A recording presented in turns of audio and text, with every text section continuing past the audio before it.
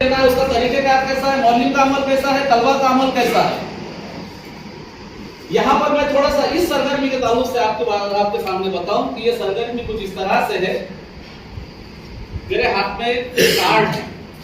اس card کے اوپر میں نے 2 حرفی, 3 حرفی, 4 حرفی, 5 حرفی الفاظ کو لکھنے کی کوشش کیا, جو بے جوڑ بھی ہیں اور جوڑ والے بھی.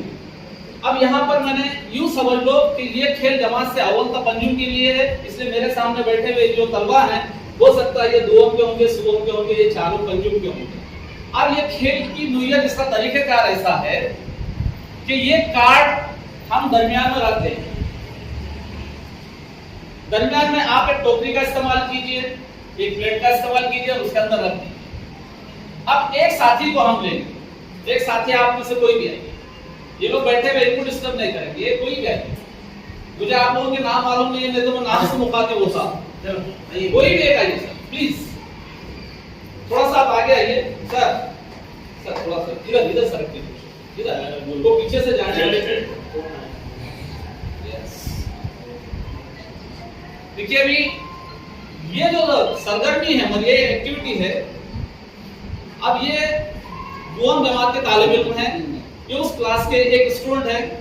ان کا کام ہوگا کہ کھیل کا جو طریقہ کار ہے کچھ اس طرح سے کہ بیٹھے ہوئے طلبہ کے پیچھے ایک چکر کاٹتے ہوئے ایک نعرہ لگائیں گے, ایک سلوگن ہے, ایک جملہ ہے, فون آیا فون آیا. یہ بیٹھے ہوئے بچے بولیں گے کس کا آیا کس کا آیا. تھوڑا سا بولنے میں ہماری کیا ہونا, ترنم ہونا. سنیے سر پلیز, آپ کے پیچھے راؤنڈ لگاتے ہوئے پہلے رہنے تو آواز سے کوئی لینا دینا نہیں ہے, مقصد ہے ہماری آواز پہنچانا. فون آیا فون آیا. تو آپ لوگ بیٹھے ہوئے ہیں, آپ بولیں گے کس کا آیا کس کا آیا. تو یہ بولتے بولتے کیا کریں گے, کسی ایک کے پیٹھ پہ سے دھپا ماریں گے, وہ کھڑے رہیں گے, ان کی جگہ پہ انہوں بیٹھ جائیں گے. جس کو دھپا مارا گیا وہ اٹھیں گے, بیچ کا کارڈ اٹھائیں گے.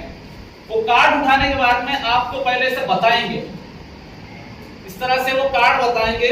وہ کارڈ دیکھنے کے بعد میں آپ کو سمجھ میں آ جائے گا کہ بھائی اس کارڈ پہ کون سا لفظ لکھا ہوا.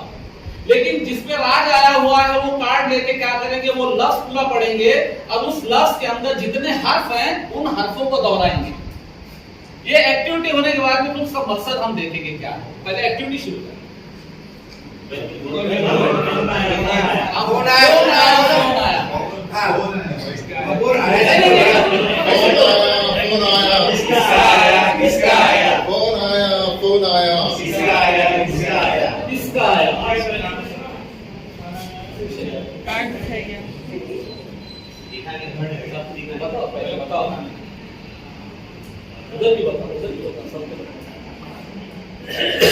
بادہ بے الف دال الف میم.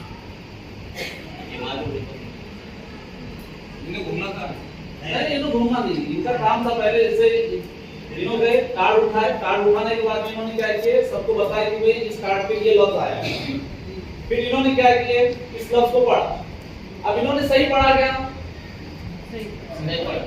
انہوں نے پہلے اس لفظ کو پڑھا نا, کیا پڑھا انہوں نے, بادام پڑھا. پھر بعد میں اس لفظ کے اندر جتنے حرف ہیں ان حرفوں کو انہوں نے پڑھا.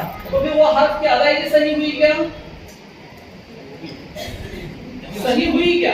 پھر اگر صحیح ہوئی ہے تو پھر یہ ایکٹیویٹی ہماری کامیاب ہوئی یا نہیں ہوئی, کامیاب ہوئی. یعنی ایک نمونہ تھا یہ, ان کے ذریعے سے آپ نے ایک, صرف آپ لوگ آپ صاحب سمجھ ہیں, صرف آپ کو ہدایتاً ہم کو بتانا تھا کہ اس طرح کی ایکٹیویٹیز ہم لیں گے تو اس سے کون سا مقصد حل ہوگا. تھوڑا سا آپ لوگوں میں سے بتائیں. سوال, اگر بچہ نہیں پڑھ سکتا, بچہ ہے تو بادام نہیں پڑھ سکتا, نہیں جی نہیں پڑھتا, اس کا کیا کرنا چاہیے, آپ نے مدد کرنا. ایز اے ٹیچر کا کام کیا ہے, بچوں کو سیکھنے میں مدد کرنا. یہ بھی اس کا ایک کنسپٹ ہے.